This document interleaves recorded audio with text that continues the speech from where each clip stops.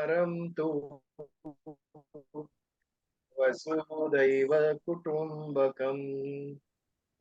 ॐ स्वस्ति न इन्द्रो वृद्धश्रवाः स्वस्ति न पूषा विश्ववेदाः स्वस्ति नो बृहस्पतिर्दधातु। ओम शांति शांति शांति। जय श्री कृष्ण। ब्रह्म निर्वाण आज कौन पढ़ेगा? निखिल भाई, हाँ जी। आज मैं भजन के बदले कुछ शेयर करना चाहती हूँ। ओके। मैंने कुछ समय पहले अरबिंदो घोष, जिनका आश्रम है पौंडीचेरी, जो भी पुडुचेरी है, उसमें उनकी एक किताब पढ़ी थी। It was about human life cycle, मानव चक्र, मानव जीवन चक्र के ऊपर। और जैसे-जैसे मैं भगवद गीता क्लासेस भी अटेंड कर रही हूँ, समहाउ वो याद आया बुक को, तो मैंने वापस रेफ़र किया। मैं उसमें से कुछ शेयर करना चाहती हूँ। सो अरविंद, जिनको नहीं पता है, श्री अरविंदो घोष, औरोबिंदो घोष जी हैं, जो इंडिया के अच्छे योगी, थिंकर, फिलोसोफर, विज़नरी में उनका नाम है। उनका एक मैसेज है जो कितना भगवद गीता से भी रिलेटेड है, सो आई थॉट मैं I will share that instead of singing bhajan. I am not a good singer anyway. So उसमें उनको कहा है कि जैसे हम भगवद गीता में भी सीख रहे हैं कि human life can not be from birth to death, और उसके बीच का जैसे काम करना है वो करते रहो। तो मानव जन्म सिर्फ जन्म मृत्यु के बीच का एक फिजिकल एक्टिविटी नहीं है, ये एक्चुअली आध्यात्मिक यात्रा है, जिसमें हमें और हमारी आत्मा को हर टाइम कुछ ना कुछ सीखना है और ग्रो करना है। ओके। आत्मा जिस पे हमारी मानसिक सत्ता है, मानसिक सत्ता का मतलब उन्होंने एक्सप्लेन किया था कि our emotions, our thoughts, everything is in our control, in Atma's control. So the more we are connected with our psychic being, okay, we go on growing, हम विकसित होते रहते हैं। हर जो भी इवेंट हमारी लाइफ में होते हैं, उससे हम ग्रो करते हैं, और फिर इवेंचुअली हम जाके भगवान से ही मिलने की कोशिश करते हैं। हमारा बॉडी जैसे ओल्ड होते रहता है, वी कीप ग्रोइंग। ओके। मन बदलता रहता है, कभी कुछ पसंद है, कभी कुछ बदलते हैं, भावनाएं आती जाती है, कभी खुश हैं, कभी दुखी हैं हम। पर एक चीज शाश्वत रहती है हम में, वो है आत्मा, जो हमारी एक्चुअल पहचान है। वो ऑल्सो एक अपना साथी है अपने ये जीवन का, जो हमेशा हमारी साथ है और हमें सही मार्गदर्शन देता है अगर हम उनकी सुने तो, और हमें सही पर्पस की तरफ भी लेके जाती है आत्मा। जैसे हम बच्चे होते हैं तो हमारे अंदर मासूमियत होती है, फिर जैसे थोड़े बड़े होते हैं क्यूरियोसिटी आती है, जैसे थोड़े और बड़े होते हैं हमारे में जिम्मेदारियों का एहसास होता है, और फिर बुढ़ापे में जाके हम आत्मचिंतन करने लगते हैं। ये पूरे लाइफ साइकिल के दौरान आत्मा तो हमारी साथी है, अपना साथी ही है। हम उसको मौन कर देते हैं क्योंकि हम दूसरी चीज़ों में इतने बिज़ी हो जाते हैं, बट वो साथी, मौन साथी हमारे साथ हमेशा है। अनफॉर्च्युनेटली हम इतने एक्सटर्नल फैक्टर्स से अफेक्टेड हैं आज की भाग-दौड़ में, का शोर में, लोगों बाहर की आवाज़ें, ये आत्मा की आवाज़ सुनते ही नहीं हैं, और हमारी every goal is towards the external thing. So अंदर से आवाज़ आ भी रही होती है तो हम उस सुनते नहीं, और वो अनसुनी रह जाती है। ये किताब में औरोबिंदो जी ने ये हमें याद दिलाया है कि हमारे जीवन का सच्चा अर्थ जो है, वो हमें आत्मा की तरफ केंद्रित करना है। आत्मा क्या है? आत्मा भगवान है, दैविक क्या कहते हैं, it's a God with in us, sorry. और वही हमें याद रखना है कि हमारे अंदर की आत्मा है, वही हमारा प्रकाश है। अगर दुःख आता है, तो उसको महसूस तो हम करेंगे, हम ह्यूमन हैं, बट उससे सीख लेना कितना ज़रूरी है, ओके? और यही साधना हमारा जीवन होना चाहिए। और ये इसमें I don't think any of the even Bhagavad Gita और कोई भी बुक में ये लिखा हुआ है कि हम अपनी रिस्पॉन्सिबिलिटी से भाग जाएँ। इनफैक्ट भगवद गीता में तो वही कहते हैं कि अपने कर्म करना बहुत ज़रूरी है। संसार से भागना नहीं है, अपनी रिस्पॉन्सिबिलिटी को निभाना है, बट संसार में रहते हुए आत्मा से जुड़े रहना है। साइंस होता रहे, लॉजिक आएगा, ग्रोथ आएगी, बट इस सबका फायदा या उसका अच्छा एक्सपीरियंस आप तभी एक्सपीरियंस कर सकोगे या अच्छी सीख ले पाओगे अगर हम अंदर से जुड़े हुए हैं। ओके, सो हमारा अंदर का जो दैविक तत्व है वो आत्मा है, और हमें आत्मा में ही जीना है और सत्य में ही जीना है।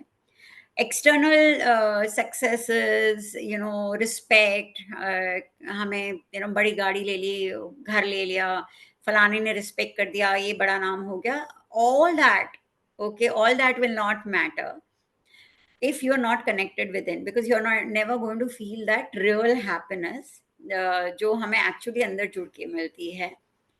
और जैसे जैसे हम अंदर जुड़ने लगते हैं कि अंदर की अपनी आवाज़ हमें सुनाई देने लगती है, और सही वे में मार्गदर्शन मिलते रहता है, और जैसे ही सही वे में गाइडेंस मिलने लगता है तो हम प्रभु की तरफ और आगे बढ़ते रहते हैं। और यही हमारी लाइफ साइकिल में हमें ये चीज़ याद रखनी है।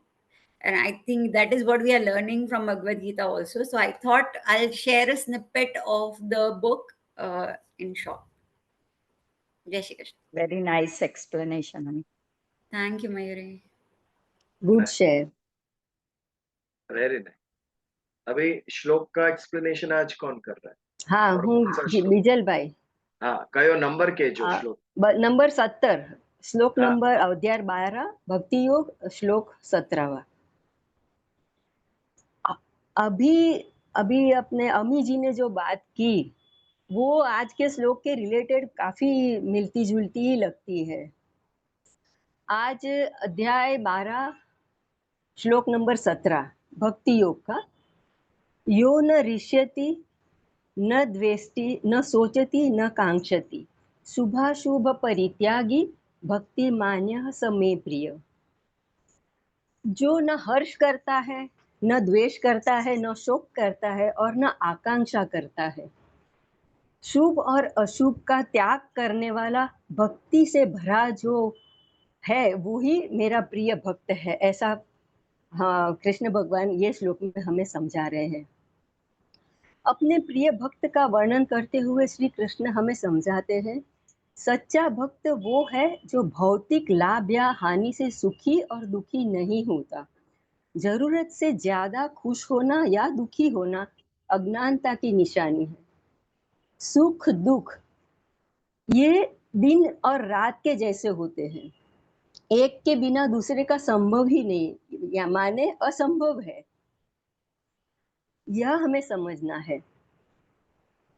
अनुकूल परिस्थिति में न हर्ष करना है और न तो प्रतिकूल परिस्थिति में शोक करना है, ना ही आकांक्षा रखनी है।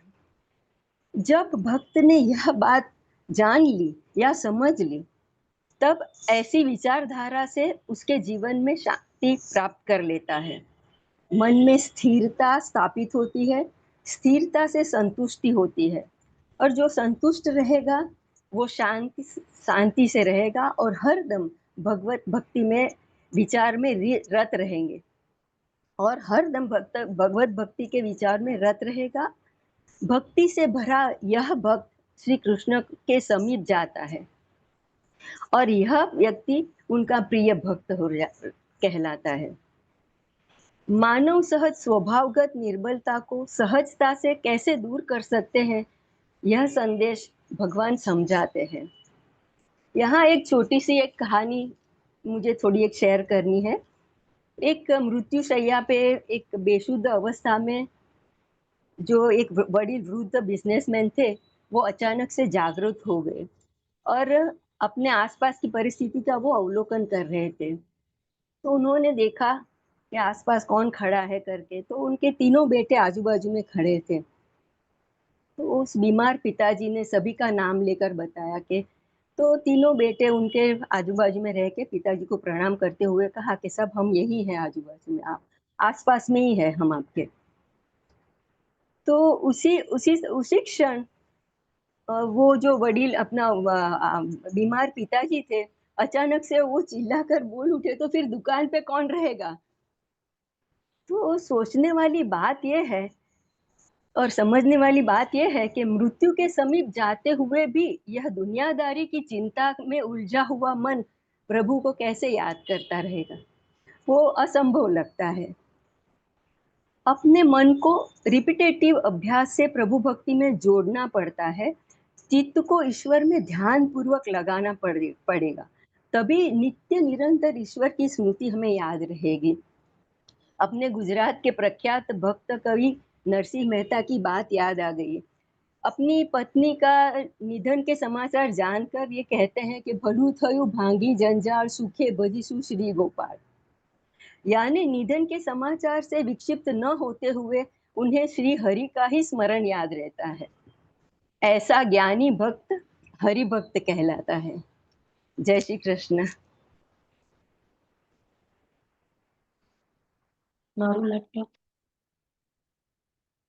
जय श्री कृष्ण।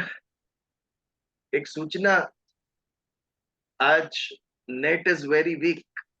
अभी तो बीच में एकदम बंद हो गया था, तो kindly bear with it. In between अगर गैप आ जाए तो नेटवर्क में बहुत ही ये प्रॉब्लम है आज, तो उसको चला लेंगे हम। श्रीमद् भगवद गीता अध्याय 9, राज विद्या राजगुह्य योग, इस पर हम विचार कर रहे थे। और आरंभ करने से पहले, सबसे पहले मैं सभी का धन्यवाद करूंगा। हमारे आयोजक कॉम्पेयर, इशिता जी, अमी जी, कुणाल भाई, पार्टिसिपेंट सभी जिन्होंने बोला, जिन्होंने गाया, और जो जितने भी उपस्थित रहे फिजिकली और जो मेंटली उपस्थित रहे, वो सबको धन्यवाद कहता हूँ। बहुत ही सुंदर कार्यक्रम हुआ। ऐसे और ज्यादा कार्यक्रम होने चाहिए, तभी हम परिवार कहलाएंगे। हम वर्ष में एक बार मिलते हैं, एटलीस्ट 2 बार तो होना चाहिए, 2 या 3 बार, तब वसुदैव कुटुंबकम कहलाएगा।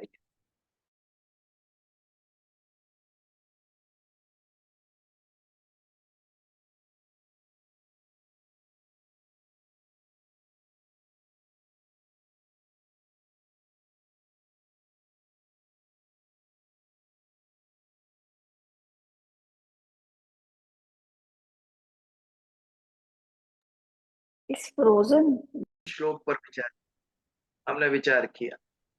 अनन्याश्चिन्तयन्तो माम ये जनः पर्युपासते तेषां नित्याभियुक्तानां योगक्षेमं वहाम्यहम्। अप्राप्तस्य प्राप्त इति योग। जो अप्राप्त था वो प्राप्त हुआ, उसे योग कहते हैं, यानी मिलन हुआ। जो नहीं था वो मिला, और जो मिला है उसको संभालना, to take care of it, ये क्षेम।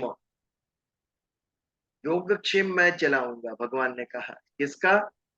जो अनन्य चित्त है, जिसके मन में ईश्वर के अलावा अन्य किसी भी चीज का, कोई भी वस्तु, व्यक्ति, परिस्थिति, किसी का भी महत्व न हो, अनन्य चित्त वो है।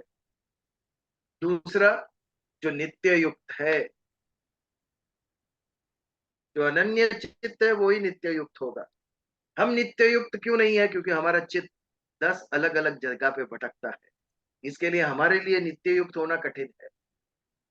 यदि मन में अन्य कोई बात नहीं है ईश्वर के अलावा, तो बहुत सरलता से हम नित्य युक्त हो जाते हैं। बहुत ही कम में से भक्त संत हुए जो अनन्य चित्त थे, नित्य युक्त थे ईश्वर के साथ। ऐसे भक्त का जीवन निर्वाह योगक्षेम मैं चलाऊंगा, ये बात भगवान ने कही। यदि अनन्य चित्त का सारा जीवन भगवान चलाएंगे, तो हमारा थोड़ा तो देखेंगे भगवान। भले अनन्य चित्त न हो, लेकिन अल्प चित्त तो हम है। थोड़ा मन तो ईश्वर में लगाते हैं हम, थोड़ी श्रद्धा तो है ईश्वर पर हमें। बाकी जो अन्य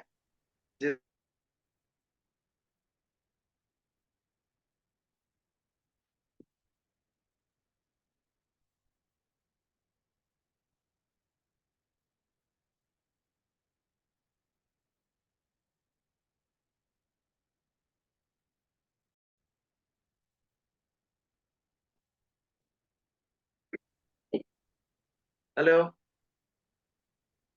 क्या करे, ये हर 5 मिनट में कनेक्शन लूज हो रहा है। You want to try from your mobile phone, Bijal?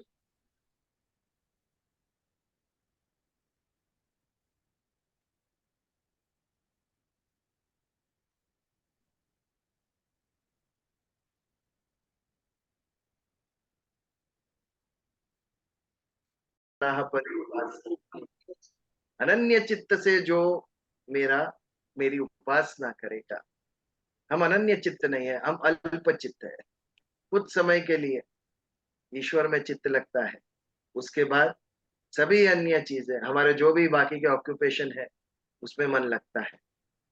Desires fulfil करने के लिए दौड़ते हैं, समाज में यश मान प्रतिष्ठा इसके लिए दौड़ते हैं, जीवन निर्वाह के लिए दौड़ते हैं, और उस वक्त ईश्वर की कल्पना तक हमारे मन में नहीं रहती।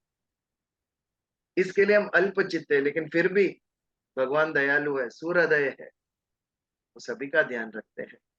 भले तू थोड़ा समय मेरे लिए निकालता है, भक्त है मेरा, श्रद्धा है तुझे, मैं तेरे साथ हूँ। तो ये था हमारा 9वां श्लोक, 9वें अध्याय का 22वां श्लोक। आगे बढ़ते हैं 23वें श्लोक की तरफ। उसके उसके पहले आज हमारे कॉलेज के मित्र प्रियेश भाई कामदार हैज ज्वाइन सत्संग, तो मैं उनका स्वागत करता हूँ। प्रियेश भाई, are you there? Your video is switched off. अगर वो आ जाए तो उनसे बात होगी। Welcome sir ji, welcome Priyesh भाई। Thank you, Ishita. Thank you, Bijal. Yeah. Ishita is also saying something. Yeah, I saw. Welcome, Welcome. Priyesh bhai. Thank you. Please continue. Yeah.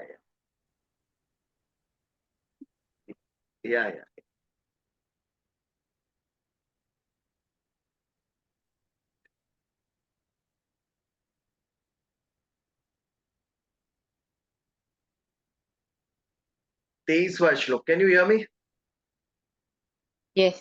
Yes. Yes. You're loud and clear. Yes. येप्य अन्य देवता भक्ता यजन्ते श्रद्धयान्विताः तेपि मामेव कौन्तेय यजन्त्य विधि पूर्वकम।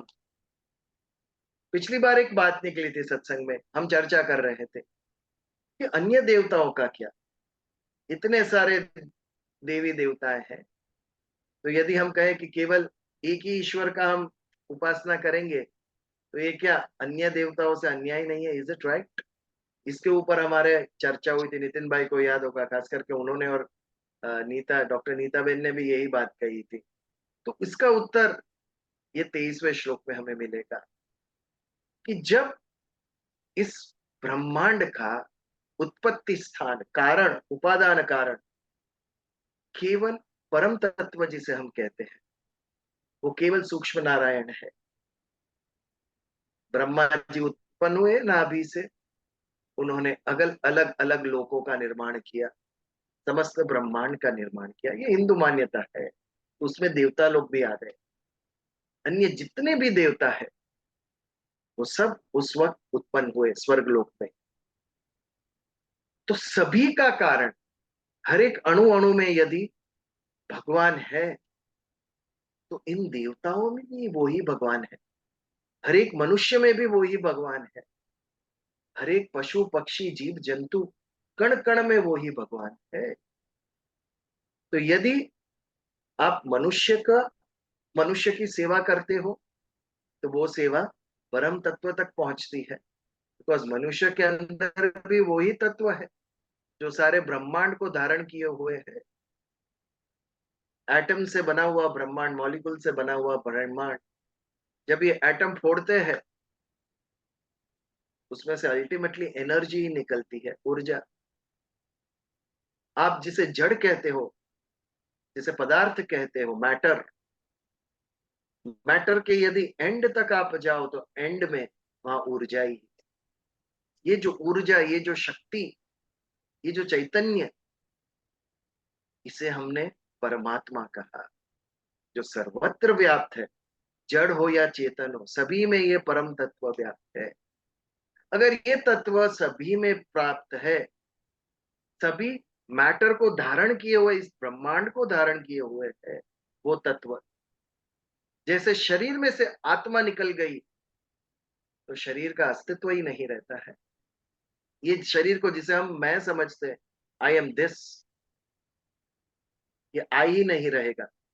जब आत्मा निकल गई तो ना ये आंख देखेगी, ना ये कान सुनेंगे, ना ये जुबान कुछ कहेगी, क्योंकि इसको कहने वाला, सुनने वाला, देखने वाला जो तत्व था, वो जो उसे धारण करके रखा हुआ था इस शरीर को, वो तत्व ही नहीं रहा। This principle applies to the whole cosmos, सारे ब्रह्मांड को ही अप्लाई करता है। जड़ में से भी जब वो तत्व, आज टेलीस्कोप की सहायता से हम देखते हैं कि एक स्टार ब्लास्ट हुआ, सुपरनोवा हो गया, अर्थात वो स्टार की मृत्यु हो गई। स्टार एक पदार्थ है, तारा, उसका भी ब्लास्ट होता है, उसका भी अंत होता है। उसके अंदर भी जो ऊर्जा थी वो उसे छोड़ के जाती है। तो ये जो ऊर्जा होता है, चैतन्य जिसे कहते हैं, that is the base, that is the foundation of सारे मटेरियल वर्ल्ड का, मैटर का। वो परम तत्व अगर सभी अणु अणु में है तो आप किसी भी की भी पूजा करो, किसी की भी सेवा करो, अल्टीमेटली उसी तत्व की सेवा होती है। यही बात भगवान कहते हैं कि आप मेरे किसी अवतार को भी आप पूजन करो, चाहे राम अवतार की पूजन करो या कृष्ण की करो, बुद्ध की करो, गणेश जी की करो, शिव जी की करो, देवी की करो, ये सभी देवताओं में जो अल्टीमेट तत्व है, परम तत्व है, वो मैं हूं। आप किसी का भी पूजन करो, किसी का भी यजन करो, अल्टीमेटली वो मेरे तक ही आएगा। बारिश के दिन है, इतना पानी बरस रहा है, अल्टीमेटली उस पानी का क्या होता है? एक ही स्थान पर जाता है। यदि सिटी रही तो जो फ्लड ड्रेनेज होते हैं, फ्लड वाटर निकालने के लिए, उस ड्रेनेज में, उस गटर में जाके अल्टीमेटली समुद्र में मिलता है। और यदि गांव का एरिया हो, रूरल एरिया हो, तो क्या होता है? वो पानी पहाड़ों पे से बहकर झरनों के स्वरूप में जाके नदी को मिलते हैं, और नदियां सारी अल्टीमेटली समुद्र को मिलती है। आप गंगा जी में जाकर वहां पे श्राद्ध करो, गोदावरी के किनारे नासिक में करो, अल्टीमेटली तो वो जो अस्थि विसर्जन होगा, आप गया जी में करो, गंगा जी में करो, गोदावरी में करो, अल्टीमेटली वो जाएगा समुद्र में। तो आप नदी में करो या समुद्र में करो, अल्टीमेटली वो एक ही है। जैसे जो भी जल बरसता है आकाश से, अल्टीमेटली समुद्र में ही जाके मिलता है। इसी प्रकार आप किसी भी भगवान की आप पूजा, सेवा, उपासना करो, अल्टीमेटली वो भगवान नारायण तक ही पहुंचती। इसके लिए भगवान ने कहा, ये अपि अन्य देवता भक्ता यजन्ते श्रद्धयान्वित, जो श्रद्धा पूर्वक किसी भी देवता का पूजन करते हैं, उसमें कोई आपत्ति नहीं। तेपि मामेव कौन्तेय यजन्त्य अविधि पूर्वकम, वो मेरा ही यजन करते हैं। यजन यानी पूजन करना, पूजा करना। एक्चुअली ये दो हमारे चर्म चक्षु, और यहाँ पर जो होता है वो दिव्य चक्षु, भगवान शिव जी जिसका त्रिनेत्र था वो स्थान, वो दिव्य चक्षु है। और यहाँ पर जब हम तिलक करते हैं, उस दिव्य चक्षु का पूजन करते हैं हम, उसे यजन क्रिया कहते हैं। तो ये जो यजन होता है, ईश्वर का पूजन होता है, वो अल्टीमेटली मेरा ही पूजन है। और यहाँ पर एक शब्द भगवान ने यूज किया, अविधि पूर्वकम। What is अविधि पूर्वकम? विधि यानी हमारे मस्तिष्क में एक बात बैठी है कि जैसे वेद, पुराण, शास्त्र में कहा गया है, इस इस विधि के लिए ये श्लोक, ये मंत्र बोलना है, उसके लिए ये सामग्री है। गणेश जी हो तो ये फूल चढ़ेगा, महादेव जी हो को बिली पत्र चढ़ेगा। ये एक विधि है, एक सामग्री है सभी। अगर इसका उपयोग ना करते हैं तो अविधि पूर्वक, ऐसी बात नहीं है। अविधि पूर्वक यानी अल्टीमेटली ये भाव ना होना कि मैं परम तत्व की ही उपासना कर रहा हूं, और यदि ये भूलकर हम अगर अन्य देवताओं की उपासना करते हैं तो दैट इज कॉल्ड अविधि पूर्वकम एज पर भगवत। तो जब अन्य देवताओं का हम पूजन करते हैं और ये समझ हमारे में ना हो कि अल्टीमेटली तो वो वहां पर ही जा रहा है हमारी सभी सेवाएं, तो उसे अविधि पूर्वकम कहते हैं। तो ये अन्य देवता भक्ता यजंते श्रद्धान्विता, जो अन्य देवता भी देवताओं को भी श्रद्धा पूर्वक उनका यजन उनका पूजन करते हैं, वो सब हे कुंती पुत्र अर्जुन कौन्तेय, वो सब मेरा ही यजन पूर्व मेरा ही पूजन करते हैं, लेकिन वो अविधि पूर्वक है क्योंकि वो जाने बिना कर रहे हैं। उनके मन में लगता है ये पूजा हमने की तो सिर्फ ये भगवान के लिए है, ऐसा नहीं।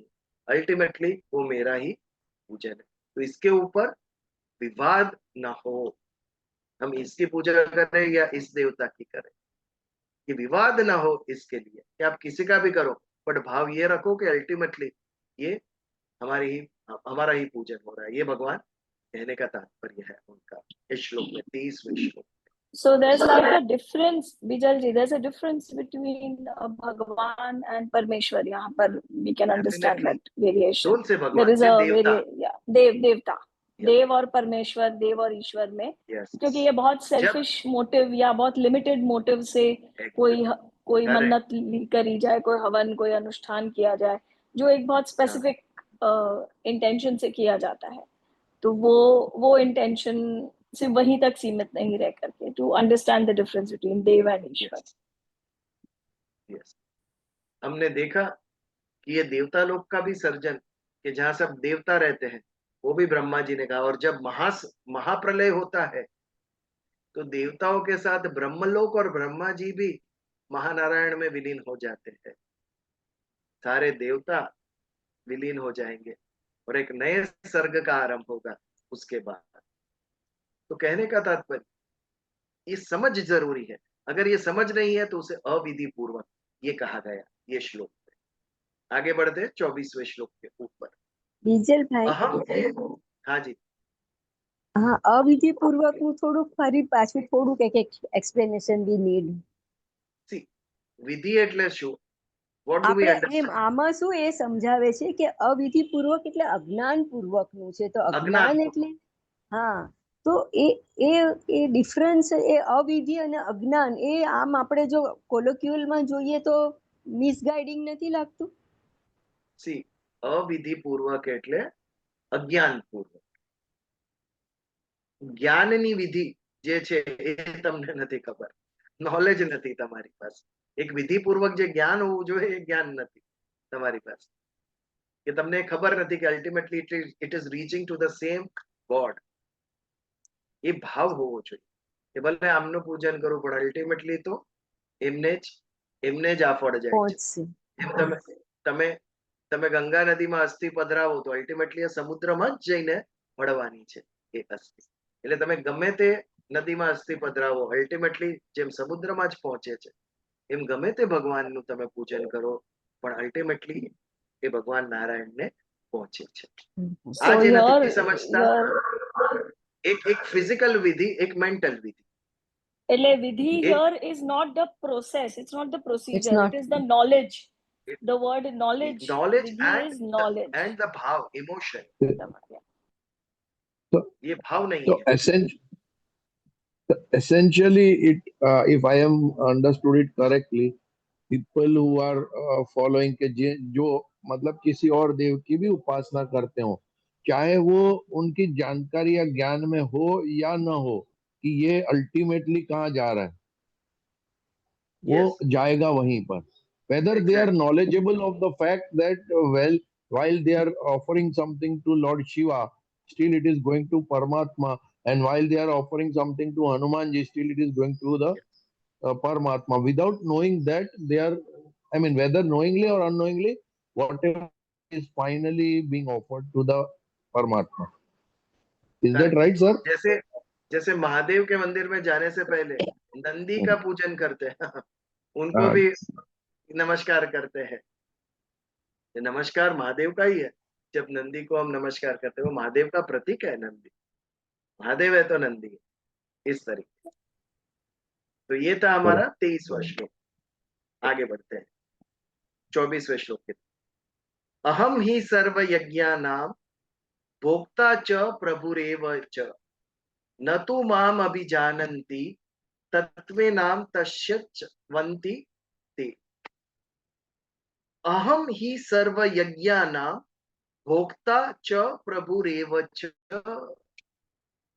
सर्व यज्ञ के भोक्ता भगवान ने कहा मैं स्वयं हूं, और प्रभु यानी उसका स्वामी, उसको प्रभव, भव यानी होना, उसे उत्पन्न करना। ये जितने भी यज्ञ, यज्ञ यानी नॉट द एक्चुअल यज्ञ, ये हमने देखा था आगे दूसरे अध्याय सांख्य योग में। अगेन एंड अगेन भगवान ने कहा यज्ञार्थ कर्म। व्हाट इज यज्ञार्थ कर्म? वो कर्म जो निस्वार्थ भाव से होता है वो यज्ञार्थ कर्म। कर्म योग में हमने देखा कौन से एक सिद्धांत है, आप जो भी कर्म करोगे उसका फल आपको प्राप्त होगा। और कर्म केवल स्थूल शरीर से नहीं, आपके सूक्ष्म शरीर से भी होता है। सूक्ष्म शरीर यानी मन, बुद्धि, चित्त, अहंकार। मन से यदि किसी का बुरा सोचा आपने, वो भी आपका कर्म है, उसका भी फल आपको प्राप्त होगा।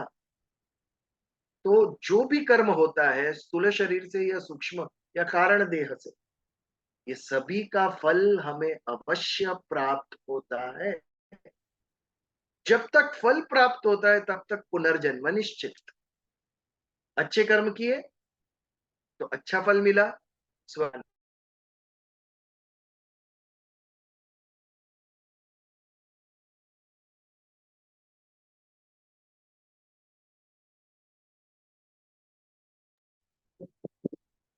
इसके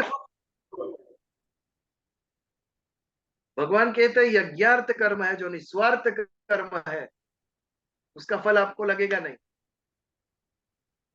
वो आपको मुक्ति दिलाएगा, मोक्ष दिलाएगा।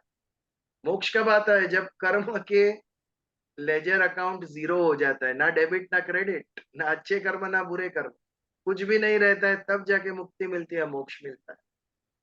तो ये जो हमने निस्वार्थ कर्म किए उसके फल का क्या होगा?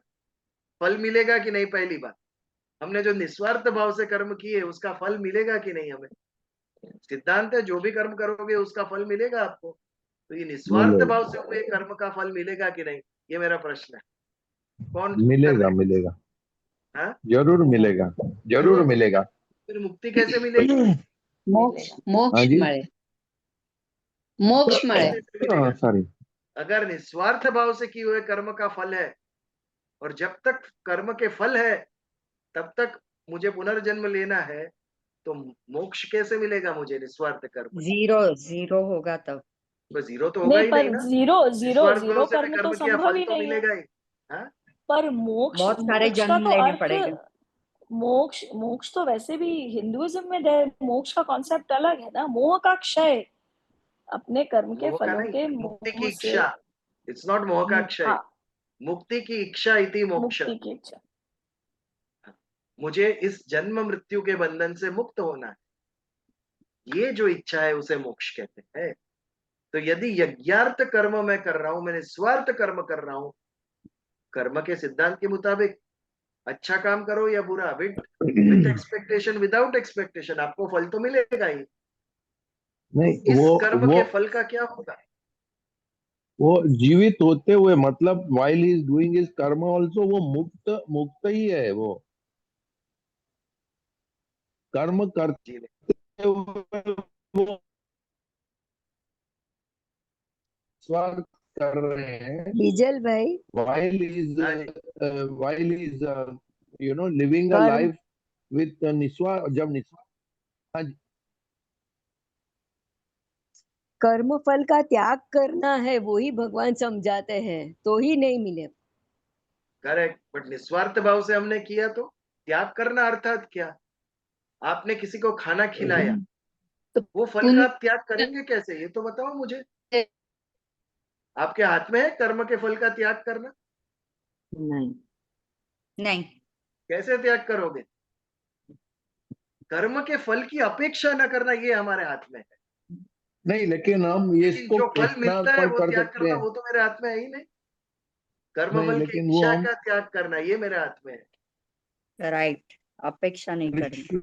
या मेरे हाथ में वही कृष्णार्पण है। कर देंगे जब कर्म का, हाँ जी, कृष्णार्पण कर देंगे जब कर्म को, हर कर्म को, तो वो कृष्णार्पण हो जाएगा, फिर उसका आपको बंधन नहीं लगेगा। वो हमें करने की भी लेकिन कैसे आवश्यकता करना नहीं है? है। श्लोक पढ़िए क्या कह रहे हैं भगवान, अहम ही सर्व यज्ञानां भोक्ता च प्रभुरेव च। अच्छा, ये जितने भी यज्ञार्थ कर्म हुए सबके भोक्ता मैं हूं। अर्थात आपको मुक्ति दिलाने के लिए आप जो भी अच्छा निस्वार्थ भाव से यज्ञार्थ कर्म कर रहे हैं वो सब मैं भोगता हूं उसका, मैं ग्रहण कर लेता हूं बेटा तेरे लिए, नहीं तो तुझे मुक्ति मिलेगी कहां से। इसके लिए भगवान कहते हैं न हम ही सर्व यज्ञा नाम भोक्ता च प्रभु इरेव य।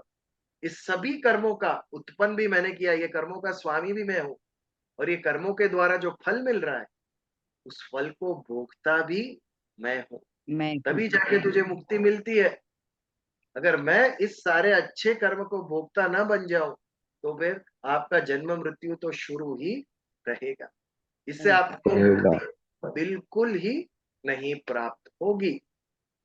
न तु माम अभिजानाति तत्वे नातश्च वन्ति ते नाशवन्ति ते। जो ये बात नहीं जानता है उसका पतन होता है। नाश यानी पतन होता है। पतन नॉट एग्जैक्टली कि वो नरक में जाएगा या ऐसा कुछ नहीं, बट पतन यानी उसे मुक्ति नहीं प्राप्त होगी, वो स्वर्ग में जाएगा, अन्य लोक में जाएगा, और वहां अपने अच्छे कर्म भुगत के वापस उसे जन्म लेकर आना पड़ेगा। ये उसका पतन है। तन हर जगह पर 15वें अध्याय में भगवान ने कहा अहम वैश्वानरो भूत्वा प्राणी नाम देहमाश्रित। मैं प्राणी के देह में आश्रित हूं, क्या बनकर, वैश्वानरः। What is वैश्वानरः? वैश्वानरः यानी जठर की अग्नि, अग्नि। उस अग्नि का नाम वैश्वानरः है। पावकः नैनम चिंदन्ति शस्त्राणि नैनम दहति पावकः। नहीं, ये पावक क्या है? पावक भी, हाँ जी, पावक भी अग्नि છે ને? पावक अग्नि नहीं, अग्नि का पुत्र है पावक, वो भी अग्नि अच्छा जैसा ही। यस, अच्छा। तो ये जो वैश्वानर है जो मेरे जठर में, मेरे उदर में अग्नि प्रज्वलित करता है, तब जाके हमें भूख लगती है। ये भूख कब लगती है? जब पेट में वो अग्नि प्रज्वलित होता है, उसे खाना चाहिए। ये खाना जब हम देते हैं तो संतुष्ट कौन होता है, हम होते हैं या वो अग्नि संतुष्ट होती है? वो पेट की अग्नि, अग्नि संतुष्ट होती है, पेट इसके लिए की हम अग्नि से। संतुष्ट होते हैं। बट ये अग्नि कौन है? भगवान कहते हैं अहम वैश्वानरो भूत्वा प्राणी नाम देहमाश्रित प्राण अपान समायुक्त पचान्यम चतुर्विधम। 4 प्रकार के अन्न, प्राण और अपान वायु समान मिलकर मैं उसका पचान्यम करते हैं। हमारे हाथ में केवल खाना खाना है, पचाना हमारे हाथ में नहीं। वो वैश्वानर बन के, अग्नि बनकर भगवान वो खाना पचाते हैं।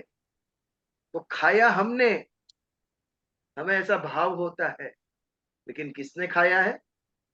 ये ईश्वर ने प्रभु खाया ने। है, क्योंकि वो वैश्वानर बन के मेरे पेट में बैठे हैं भगवान, वो खाना बचा रहे हैं। एक बार मैं थोड़ा कंटिन्यू करता हूँ आज 2 मिनट, बिकॉज बहुत ब्रेक हुआ है आज। नामदेव जी की एक कथा है। नामदेव जी एक बार तीर्थ यात्रा पर गए थे और नदी किनारे पेड़ के नीचे चूल्हा बनाकर रोटी बना रहे थे। उसके ऊपर 1 रोटी 2 रोटी बनाई उन्होंने, और उनको याद आया कि घी तो पीछे ही रह गया, तो घी लेने गए उधर। घी लेके वापस आ रहे थे, उतने में एक कुत्ता आया और रोटी लेके दौड़ा। अब कुत्ते को देखकर नामदेव जी ने क्या किया होगा? नामदेव जी वो घी की लोटी लेकर उसके पीछे दौड़े। ये ना खाने के आपके लिए ही पकाई थी, बट आप बिना घी लगाए ही उठा के ले गए, घी तो लगा लीजिए रोटी के ऊपर। ये भाव इस कुत्ते में भी भगवान है, तो हम जो खिला रहे हैं पशु पक्षी को, किसको पहुंचती है? भगवान को। अगर अणु अणु में भगवान है, गाय के अंदर भी भगवान है, उसको घास खिलाया तो किसे पहुंचेगा? ईश्वर को पहुंचेगा। भगवान। एक पक्षी को दाना डाला, किसको पहुंचेगा? वो भगवान को पहुंचेगा, क्योंकि हर एक जीव के अंदर ईश्वर है वहां पर। तो इसके लिए अहम ही सर्व यज्ञानाम भोक्ता च प्रभुरेव यः। इस हरेक जो कर्म है, जो फल है कर्म का, ये सब का भोक्ता भी मैं हूं और उसका वो कर्म का स्वामी भी मैं हूं। कहां से हमें प्रेरणा मिली कि हम ये कार्य करें? डिजायर तो हुई मन में ये करना है, लेकिन बुद्धि हर एक डिजायर का निश्चय में परिवर्तन नहीं करती है। बुद्धि को जो योग्य लगे वो ही निश्चय लेती है।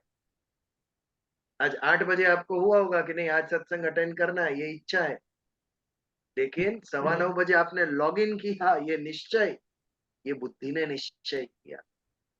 वैसे ही हमारी जो भी इच्छा पूर्ण के लिए हम कार्यान्वित होते हैं, वो कर्म करने का निश्चय और उसे पूर्ण करने के लिए देह में जो शक्ति है, यदि वो ईश्वर ने दी है, तो फिर इस हरेक कर्म का भोक्ता और स्वामी ये भी ईश्वर है। कोई भी जीव हो सारे विश्व में, एक पेड़ भी क्यों ना हो, एक छोटे से पौधे को आप खत देते हैं, सॉइल, पानी देते हैं, वो किसको पहुंचता है? वो ईश्वर को पहुंचता है। क्योंकि इतने से बीज में से इतना बड़ा वृक्ष मनुष्य ने नहीं किया है। मनुष्य ने केवल जल पिलाया है उस बीज को मिट्टी में डालकर। उस बीज में से वृक्ष भगवान ने किया। खेत में किसान ने केवल दाने डाले, उस एक दाने में से 1000 दाने भगवान ने किए। तो माटी के देवता पृथ्वी देवी ने ये आशीर्वाद दिया कि बेटा तू एक बीज बो, मैं 1000 करके दूंगी तुझे। ये किसी किसान ने नहीं किया है। तो हर एक कर्म का, उसके फल का भोक्ता एवं स्वामी ईश्वर को समझ। इस भाव से जब हम कर्म करेंगे तो हम अपने आप को, स्वयं को उस कर्म से डिटैच कर डालेंगे। ये मैं नहीं कर रहा हूं, ईश्वर आप करवा रहे हो मेरे द्वारा, मैं निमित्त हूं। ये भाव से जब होगा तो हमारा अहम विनम्र हो जाएगा। हमारे मन में ये भाव नहीं रहेगा कि ये मैंने किया। ये मैं भाव जब निकल जाएगा, अहम जब निकल जाएगा, तो उस कर्म के फल मुझे स्पर्श भी नहीं करेंगे। भगवान कहते हैं सर्व यज्ञानाम भोक्ता च प्रभुरेव च अहम। तेरे सब कर्मों को मैं स्वाहा कर जाऊंगा ताकि तुझे मोक्ष प्राप्त हो सके। न तू माम अभिजानन्ति, तू मुझे जानता नहीं है अर्जुन, इसके लिए तू मुझसे प्रश्न कर रहा है, तेरे मन में संशय है। तत्वेनाश्चवन्ति ते, जो मुझे तत्व से नहीं जानता है। अगर आप समझते हो कि ये जो कृष्ण का देह लेकर मैं खड़ा हूं, मैं ये ही कृष्ण हूं, तो आप भूल रहे हो। आप मुझे कृष्ण के स्वरूप में जान रहे हो, लेकिन तत्व से नहीं जानते। मैं उस ब्रह्मांड के अणु में बसने वाला तत्व हूं, जिसने सारे मैटर को, पदार्थ को, विश्व को धारण करके रखा। ये भाव से जो मेरा पूजन नहीं करेंगे, जो मुझे सभी कर्मों का भोक्ता और स्वामी नहीं समझेंगे, जो मुझे तत्व से नहीं जानेंगे, वो अन्य देवताओं के पास दौड़ते रहेंगे, कुछ ना कुछ प्राप्त करने के लिए, कुछ ना कुछ मनोकामना पूर्ण करने के लिए। उसमें गलत कुछ भी नहीं है। वेदों में भी कहा है कि सकाम कर्म करो आप, ताकि आपका ये जो देह मिला है आपको, ये जो जन्म है, उसमें भी आप सुखी हो। ये शरीर चलाने के लिए हमें किसी से कुछ मांगना पड़ता है, जीवन निर्वाह के लिए हमें कर्म करना पड़ता है, लेकिन वेदों का जो आध्यात्मिक एस्पेक्ट है, वो इस शरीर के बाद क्या, वो भी हमें सोचने पर लगा देता है। शरीर के बाद इस आत्मा के कल्याण के लिए भी तुझे कार्यरत होना है, क्योंकि तुझे श्रेष्ठतम मनुष्य देह मिला है जो तुझे मुक्ति दिलाएगा। 84 लाख योनि में केवल मनुष्य देह है जिसके द्वारा आप मोक्ष प्राप्त कर सकते हो। तो इस भाव से जो मेरा पूजन नहीं करते हैं उसका पतन होता है। पतन अर्थात क्या? पतन उस देवता का पूजन करके वो उस देवता के लोक तक जाएगा, वहां पर सुख भोगेगा, सुख कर्म खत्म होते ही वापस पृथ्वी पर आकर पुनर्जन्म लेगा। ये नित्य चलता रहेगा। ये उसका पतन है। ये उसका पतन है कि वो मुक्त नहीं हुआ। यदि ठीक तरीके से तत्व से मुझे समझकर, मुझे हरेक कर्म का, हरेक यज्ञ का भोक्ता और स्वामी समझकर जो अपना जीवन जीता है वो मुक्त हो जाता है, नहीं तो अन्य का पतन होता है। ये भाव, ये विचार 24वें श्लोक में भगवान ने हमें कहे। तो आज कुछ ज्यादा ही समय हो गया है, तो नए श्लोक का आरंभ नहीं करेंगे। इस 24वें श्लोक पर आज के सत्संग का हम समापन करेंगे। अगर कोई इस श्लोक के ऊपर प्रश्न है तो we can take it. Any question? I just say one thing, जो अभी आपने कहा कि मनुष्य देह 84 लाख में एक मनुष्य देह ही है जिसके अंदर ये पॉसिबल है अच्छे कर्म करके। तो ये श्रीमद् भागवत में लिखे सारे कि ये अपने मन में उनकी ये सोच है कि ऐसा कौन सा कर्म किया है जिससे आप सभी को जो है, और उसमें तो इतने तक लिखा है कि भारतवर्ष में, इस भारतवर्ष में इनका जन्म हुआ है और मनुष्य देह मिला है। क्या ये कोई कर्म है? तो ऐसा कौन सा कर्म है? क्योंकि हमको भी ये मनुष्य देह चाहिए। और या कि फिर इसमें प्रभु श्री नारायण की कोई परम दया है कि जिसकी वजह से आपको ये शरीर, मनुष्य शरीर प्राप्त हुआ है। वेदर इट इज योर कर्म और वेदर इट इज द अनुग्रह है प्रभु का। हाँ हाँ जी, इवन द देव्स आर थिंकिंग कि ये क्या जादू है जिसकी वजह से मनुष्य देह प्राप्त हुआ है, बिकॉज हमको भी स्वर्ग लोग छोड़ के मनुष्य देह प्राप्त करना है। दोनों आवश्यक है। भगवान की कृपा, भगवान का अनुग्रह किसको मिलेगा?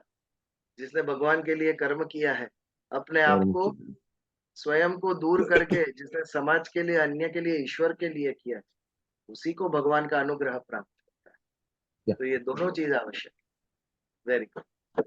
चलिए, तो आज के सत्संग का समापन करते हैं। अगले मंगलवार को 9:15 बजे हम यही कर चरण कृतम वाक्काया कर्मजं वा श्रवण नयनम ज वा मानस वा पराधम विहितम विहितम वा सर्वमेतत् क्षमस्व। जय जय जय करुणाब्धे श्री महादेव शंभो। ओम शांति शांति शांति। जय श्री जय श्री कृष्ण जय श्री प्रकाश। श्री कृष्ण विजय। जय श्री जय श्री कृष्ण सर्वने कृष्ण, जय श्री जय श्री कृष्ण। कृष्ण सर्वने। जय श्री कृष्ण टू एवरीवन।